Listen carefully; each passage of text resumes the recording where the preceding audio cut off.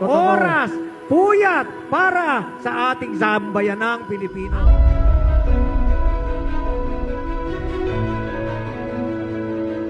Mamimiss namin yung mga speeches ninyo na laging aabangan kung ano na naman ang uling yung pasabog. Mamimiss namin yan.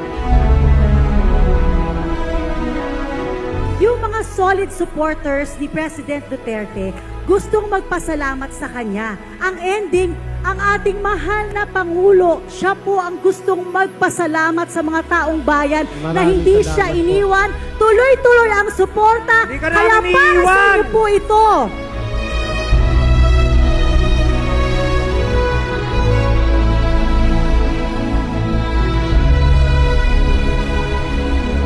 Kalayaan po ay hindi libre. May nagbabayad at ang nagbayad for the last 6 years ay ang nag-iisang Rodrigo Roa Duterte.